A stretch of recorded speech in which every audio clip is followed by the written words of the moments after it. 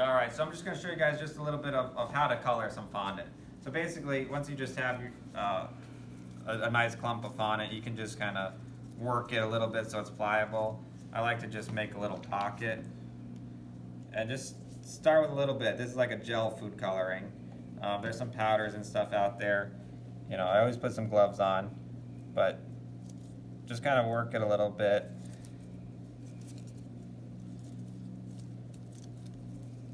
You know, if you put too much food color, it's gonna make your fondant really tacky and sticky, and it'll lose some of that shine, and it'll be just more difficult to work with. So that's why the darker you go, sometimes you want to add a little bit of either chocolate fondant or some black food color, just to try to get that darker color.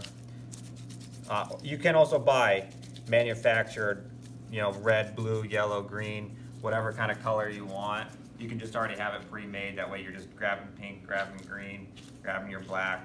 Black fondant's a good one to buy because it takes so much black food color to get there. I often just have a little 5-pound bucket of black fondant ready to go. So this gives us a nice little blue color, and you can see the streaks in there. So all you do is you just keep working it back and forth, in and out, in and out.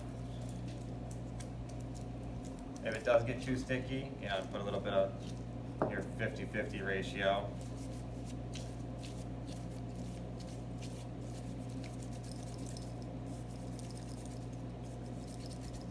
And after working it, honestly, I like to just kind of let it set. So if I knew I was going to use blue fondant, I would make this a day or two in advance and then just wrap it up. That way it has time to absorb and get a full color, and then I would just rework it. Because right now it's quite soft and pliable, which is good. But if you're doing some decorations, it might be a little bit difficult. But we'll try to make a quick little rose here. Again, this is usually done in stages, but you know, for TV purposes, we're just gonna see what we can do.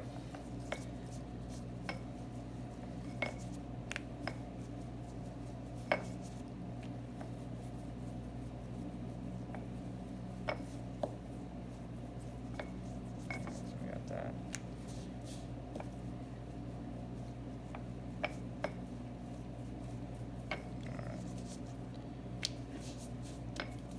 So I'm just going to cut out a circle right now, and essentially, so we're just going to try to create our middle. So I just kind of spread this out a little bit and kind of give just a little bit of a rosebud curl, and then we can just snip that off. And if you're doing this in production, you know, you would make 100 of those, let them sit overnight, dry out, and then you come back the next day and start your next process. But for now, what we're going to do is now I'll just start building this. So I cut it out, just kind of work it a little bit, and then we'll just add our next layer.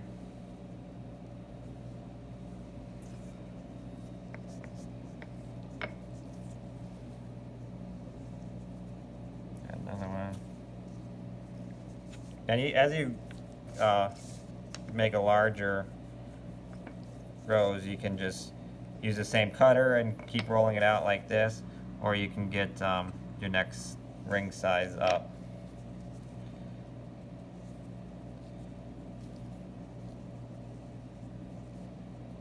And just kind of open them up as you add the next one on.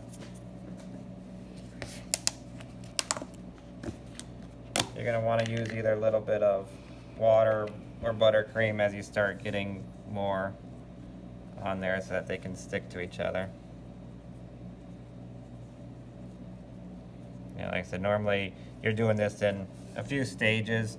That way you can get a little bit better detail and put stuff where you want. You can also use gum paste or pastillage, because that's going to dry a little bit faster than the fondant will. Fondant works great for some figurines and stuff like that where you need it to be pliable while you work on it. But something like this, gum paste, pastillage will probably be a better friend to you.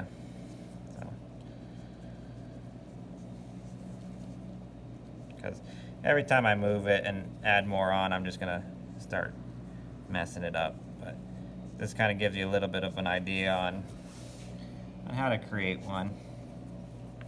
And you can, start making many different types of flowers. And you'll probably learn a little bit more about that through the gum paste lesson too.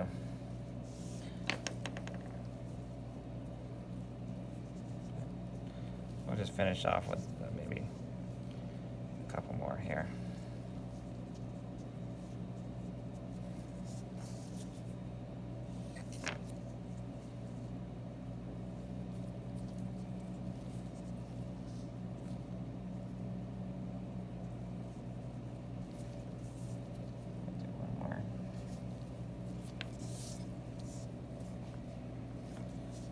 You just, you want to take your time and have patience with this, but, think about it in your labor cost. If somebody's asking you to make these and they want 25 on their cake, you need to factor in your time and labor.